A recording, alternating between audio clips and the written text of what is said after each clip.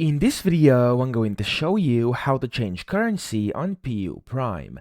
Now, the first thing I must tell you is that you can't actually change the currency of an account you already have. However, you can create a new account and then change the currency that way. So on here on your home tab, of course, you'll be able to see your total assets estimate. And then here you can go ahead and select a different currency to see how much of a specific asset you are currently holding. So here, as you can see, you have a bunch of different ones. However, this will not change your currency. It will only display it, okay? So if I go to the accounts tab here, you'll be able to see I have 3 demo accounts, and then all of them are in USD. And I can't actually change this, there's no way to do this. However, you can change it if you actually just open up a new either demo or live account. So select the one you want, click on open account.